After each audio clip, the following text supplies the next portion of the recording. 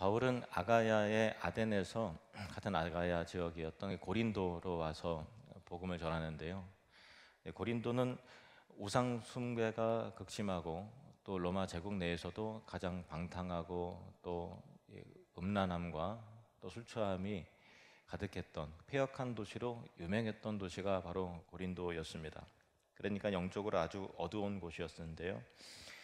그곳에서 바울은 아굴라와 브리스길라 부부를 만나서 평일에는 천막 만드는 일을 동업해서 생계를 유지했고, 또 안식일에는 유대인 회당에 찾아가서 이제 복음을 전했는데, 마침 이 마게도냐 지역에 있었던 이 신라와 또 디모데가 각각 이 베레아 지역과 또 데살로니가 지역에서 내려와서 이 바울과 합류를 합니다.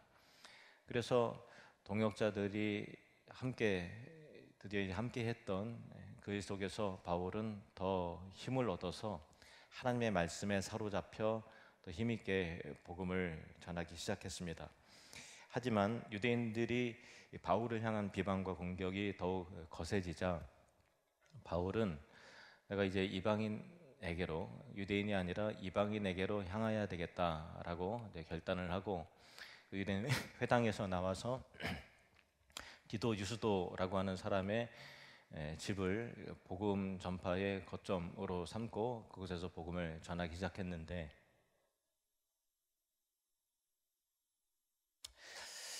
디도 유스도는 아마도 로마 사람이었던 것 같고, 그리고 그의 집은 그 회당 바로 옆이었습니다.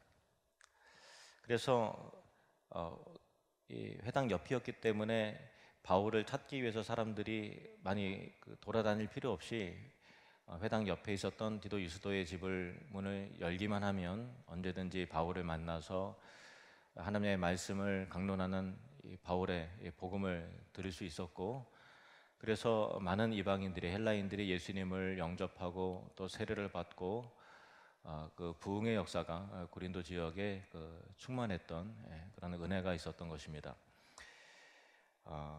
우리는 여기에서 디도 유스도의 용기와 믿음을 보게 되는데요. 거센 유대인들의 공격 앞에서 바울을 영접하고 그를 편든다라고 하는 것은 굉장히 그 위험 부담을 감수하는 일이었거든요. 바울을 해롭게 하는 사람들이 많았기 때문에 그를 편든다고 하는 것은 같이 그 유대인들의 공격을 받을 수 있고 또 가족들까지도 위험에 놓일 수 있는 상황이었음에도 디도 유스도는 하나님 앞에서 무엇이 옳은지를 알았고 뒤로 물러가지 않고 바울의 편을, 엄밀히 말해서 그리스도의 편을 든 것이었습니다. 그래서 디도 유스도는 고린도 지역의 첫 교회의 출발점이 되는 그 영광을 얻었던 것입니다. 그리고 그 덕분에 다른 곳의 회당장 그리스보, 평소에 그 디도 유스도와 가까워서의 왕래를 했던 회당장도 그의 가족들과 함께 바울의 복음을 들을 수 있는 기회가 있었고 또 많은 열매가 있었던 것이죠. 하나님의 일을 하는 데 있어서는 우리의 희생과 또 믿음과 결단과 용기가 필요한 순간이 있죠. 그리고 이것은 분명히 하나님의 기억하신 바가 되는 것입니다. 히브리서 10장 35절 말씀 함께 있습니다. 그러므로 너희 담대함을 버리지 말라. 이것이 큰 상을 얻게 하느니라. 그러므로 너희 담대함을 버리지 말라. 이것이 큰 상을 얻게 하느니라. 그리고 오늘 우리는 다음 장면을 마주하게 되는데 9절 말씀입니다. 밤에 주께서 환상 가운데 바울에게 말씀하시되 두려워하지 말고 침묵하지 말고 말하라. 예수님이 환상 가운데 나타나 바울에게 말씀하십니다. 너는 두려워하지 말아라. 침묵하지 말아라. 그리고 말하라. 예수님의 이 말씀을 통해서 우리는 놀랍게도 바울이 두려워하고 있었나? 라고 하는 새로운 사실을 알게 되는데요. 복음의 역사가 나타나고 많은 사람들이 주께로 돌아오고 또 신라와 디모데가 합류했음에도 불구하고 여러 가지 구원의 일들이 그 역사가 나타나는 그 부흥의 현장 가운데 바울의 내면에는 두려움이 있었구나라고 하는 그 놀라운 사실을 우리가 깨닫게 됩니다. 그러면 바울에게는 어떤 두려움이 있었을까 하는 것입니다. 우리는 성경의 다른 본문을 통해서 바울 안에 있었던 두 종류의 두려움에 대해서 추측을 할 수 있습니다. 첫 번째는 바울의 그 내면 속에 내적인 요인으로 인한 두려움이 있었는데요. 이 사실은 이 고린도 교회를 향한 편지인 이 고린도에서 사역을 마치고 2차 선교 여행 끝나고 다시 3차 선교 여행을 하는 시점에서 고린도 교회를 향해서 몇 편의 편지를 쓰는데, 그 중에서 첫 번째 편지인 이 고린도 전서를 통해서 바울이 이 고린도에서 사역할 때 어떤 심경이었는지를 수리하면서 그때 자신 안에 있었던 그 갈등을 허심탄회하게 고백하는 내용이 나오는데, 고린도전서 2장 1절에서 3절 말씀을 보시면, 형제들아 내가 너희에게 나아가 하나님의 증거를 전할 때, 그러니까 고린도에서 복음을 전할 때 말과 지혜의 아름다운 것으로 아니하였나니 내가 너희 중에서 예수 그리스도와 그가 십자가에 못 박히신 것 외에는 아무것도 알지 아니하기로 작정하였음이라.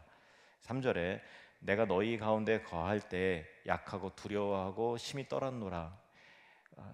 너무나 약해 있었고 두렵고 힘이 바들바들 떨고 있는 자신의 모습이 있었다라는 것을 이야기하는 거예요. 의외지 않습니까?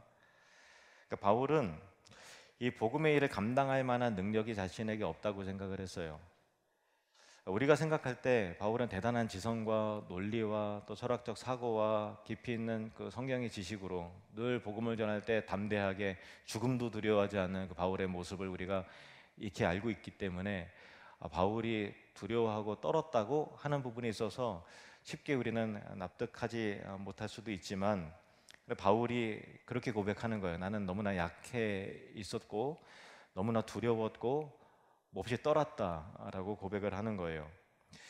예수 그리스도의 복음의 그 영광과 크기와 내용에 비해서 자신은 이 복음의 일을 감당할 만한 그릇이 깜냥이 되지 않는다고 생각을 했던 것이죠.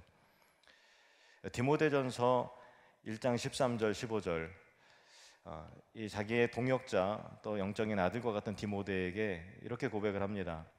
내가 전에는 비방자요 박해자요 폭행자였으나 도리어 궁휼을 입은 것은 내가 믿지 아니할 때 알지 못하고 행하였음이라. 믿보다 모든 사람이 받을 만한 이 말이여 그리스도 예수께서 죄인을 구원하시려고 세상에 임하셨다 하였도다. 죄인 중에 내가 괴순이라. 이렇게 고백을 합니다. 몇 년 전에 극장에서 개봉한 그 바울이라는 영화를 여러분 보셨습니까? 저도 봤는데 그 영화에 보면은 바울이 주님을 만나기 전에 바리새인의 열심을 가지고 교회를 핍박하고 사람들에게 구타하고 폭력을 행사하고 칼을 휘두르고 또 선량한 그리스도인들 잡아다가 옥에다 가두고 거기에서 또 많은 사람들이 죽었겠죠. 자신이 바리새인 사울이었을 때 행한 이 모든 악한 일들에 대해서 그 영화에 보면 이따금씩 그 마귀가 정죄하는, 너가 그러지 않았냐, 지금 무슨 낯으로 너가 복음을 전하냐, 너가 복음을 회방하고 너가 죽인 사람들이 몇 명인데 어떻게 너가 이렇게 갑자기 싹 바뀌어갖고 이렇게 할 수 있느냐, 너는 그래봤자 죄인이다 라고 하는 이 정죄하는 그 악몽에 그리고 또 자기의 죄책감에 그 몸서리치면서 그 악몽에 시달려가 벌떡벌떡 일어나는 장면들이 이 영화 속에는 몇 번 소개가 되거든요. 제가 그 영화를 보면서 바울이 충분히 그럴 수 있었겠다 그런 생각을 하는 거예요.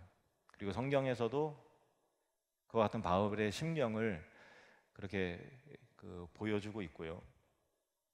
그러니까 바울은 담대하게 복음을 전하면서도 이 내면 안에 자신은 이 영광스러운 일에 쓰임받기에 너무나 부적절한 사람이고 죄인 중에 괴수고 감당할 만한 사람이 아닌데 라고 하는 그것을 느낀 것이죠. 그래서 자신의 내면에서 약하고 두려워하며 떨었던 그 바울의 고백과 함께 그의 모습을 우리는 보게 됩니다. 저도 몇 년 전에 이 강단에 서는 것이 너무 이제 두렵더라고요. 그냥 뭐 긴장이 되는 그런 정도가 아니라 설교를 하다가 자꾸만 이게 필름이 끊기는 것 같은 느낌이 들면서 그냥 뛰쳐나가고 싶고 도망가고 싶고 피하고 싶고 하는 그런 것들을 한 몇 년 동안 계속 좀 경험을 했어요. 그래서 이게 왜 이렇게 이게 그 멘탈이 무너진다 그러잖아요. 그런 거를 이제 설교 중에 여러 차례 경험을 하니까 그런 두려움이 있었던 적이 있습니다. 지금은 하나님 은혜로 많이 회복이 됐고요. 기도해 주셔서 감사합니다. 우리도 자신의 내면의 약함으로 인해서 어떤 정신적인 장애를 입기도 하고 또 우울증에 빠지기도 하고 또 정서적 흔들림으로 인해서 공포와 두려움에 직면할 때가 있죠. 그렇지만 어떤 고립의 단계에 이를 때가 있습니다. 믿기지 않겠지만 바울도 복음을 전하면서 두려움에 떨었다라고 말하는 것입니다. 자신감이 없어서 뒤로 숨고 싶었다라는 거예요. 이것이 바울의 내면에 있었던 첫 번째 두려움의 원인이고요. 두 번째의 두려움의 원인은 그 외적인 요인 때문에 바울은 두려워했습니다. 바울은 고린도에서 데살로니가 성도들에게 두 번의 편지를 썼는데 그것이 바로 데살로니가 전서 그리고 데살로니가 후서입니다. 두 번째 편지를 쓸 때 고린도에서 이미 많은 구원의 열매를 거두고 있었을 당시거든요. 근데 바울은 데살로니가 성도들에게 나를 위해서 다음과 같은 특별히 좀 기도해달라 하면서 중보기도 요청을 바울이 하는데 그 내용에 보면은 데살로니가 후서 3장 1절 2절 말씀, 끝으로 형제들아 너희는 우리를 위하여 기도하기를 주의 말씀이 너희 가운데서와 같이 퍼져나가 영광스럽게 되고, 여기가 지금 바울은 어디 있다고요? 고린도에 있는 겁니다. 2절에 또한 우리를 부당하고 악한 사람들에게서 건지시옵소서. 부당하고 악한 사람 때문에 바울이 너무 두렵고 스트레스를 너무 많이 받는 거예요. 그래서 이 악한 사람들로부터 우리를 건져달라고 그렇게 좀 하나님께 기도 좀 해라, 이렇게 기도 요청을 하는 거예요. 믿음은 모든 사람의 것이 아니니라.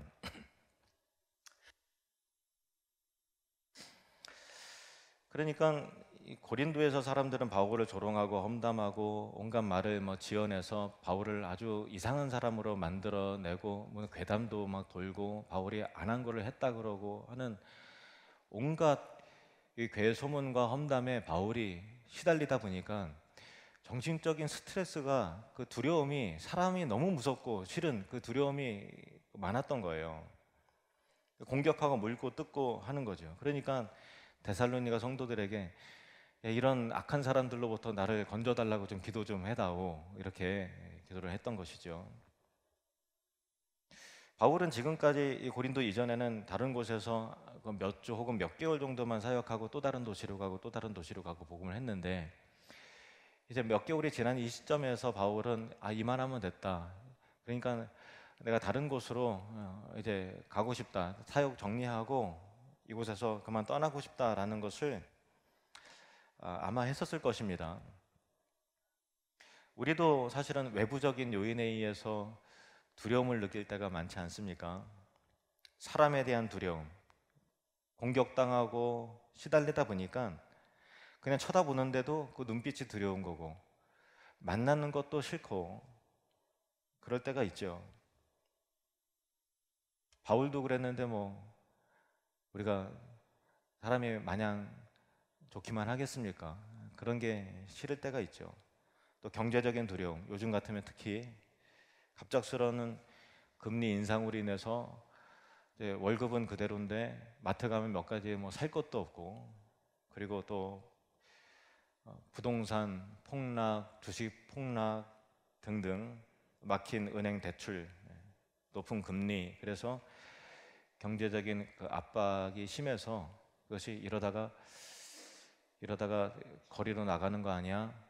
내가 힘있게 일으킨 사업이 완전히 다 그냥 이렇게 망하는 거 아니야? 라고 하는 이 경제적인 압박과 고립과 두려움을 우리는 느낄 수 있죠. 그리고 또 갑작스러운 질병과 죽음에 대한 두려움과 공포, 사랑하는 사람을 잃어버릴 수도 있겠다.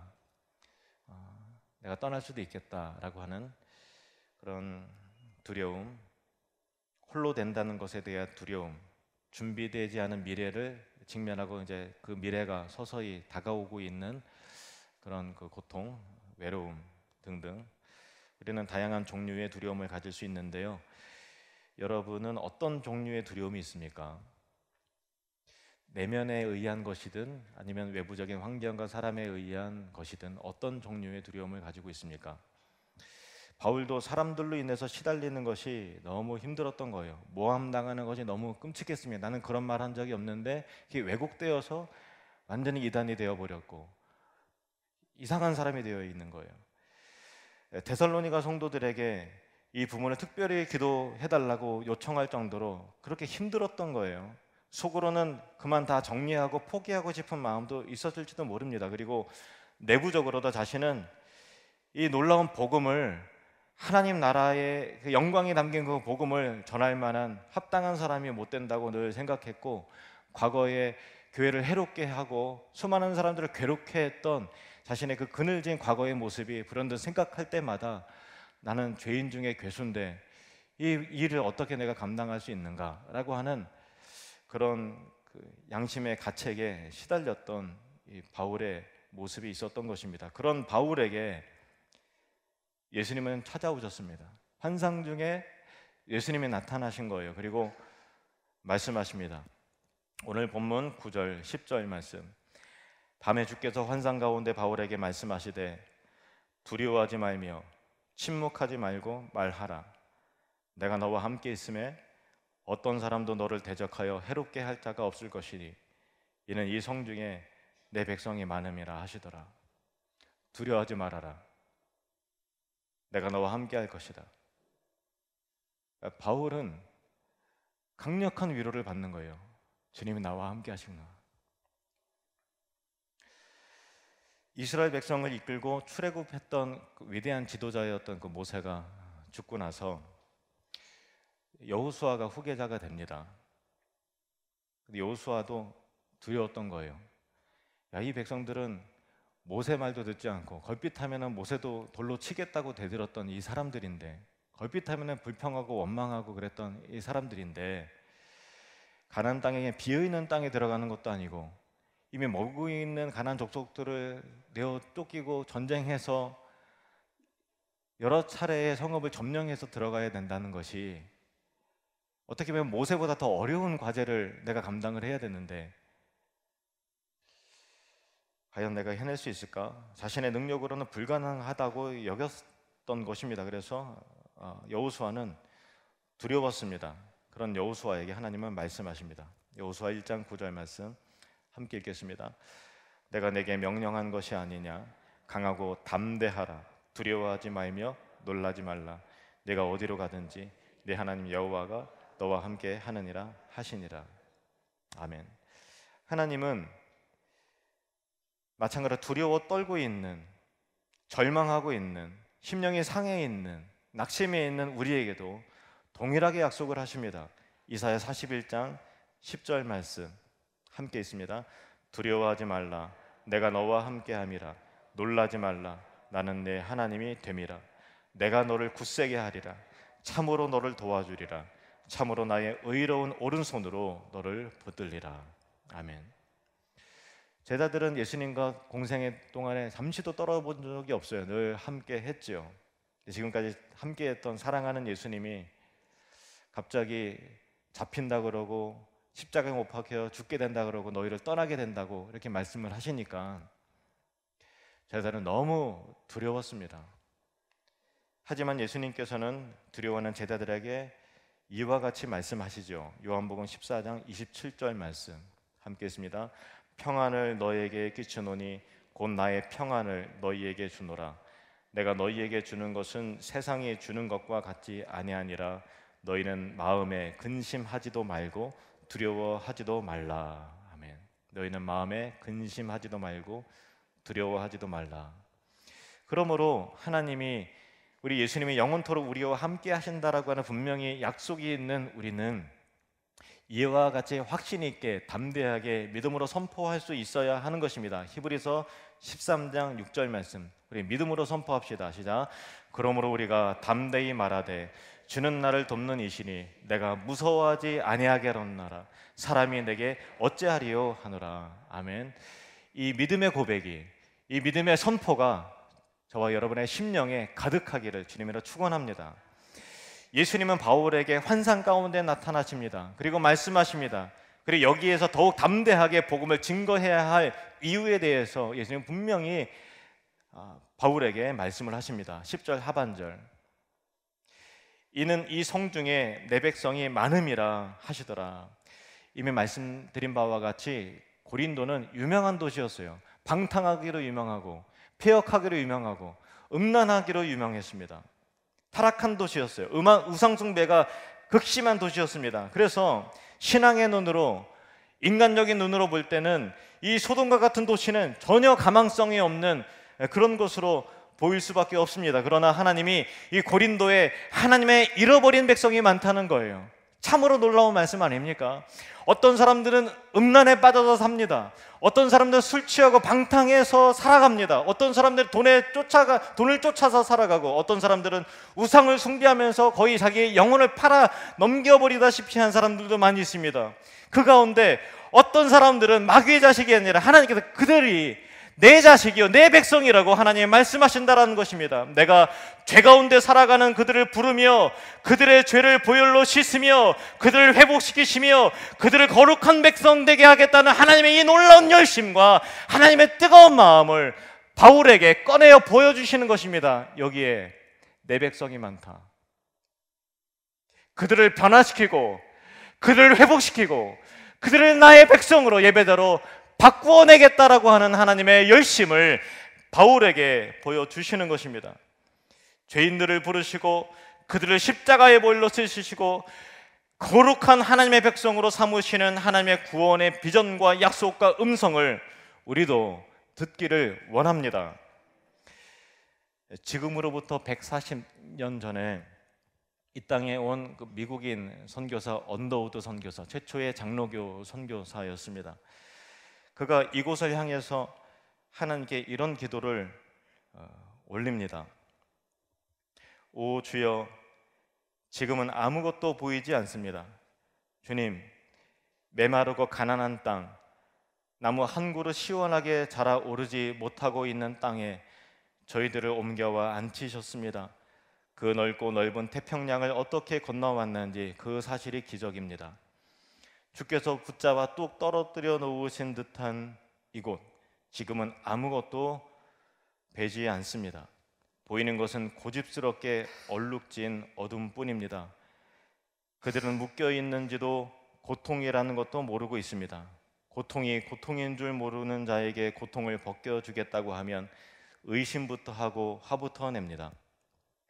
조선 남자들의 속셈이 보이질 않습니다. 이 나라 조정의 내심도 보이지 않습니다. 가마를 타고 다니는 여자들을 영영 볼 기회가 없으면 어찌하나 합니다. 조선의 마음이 보이질 않습니다.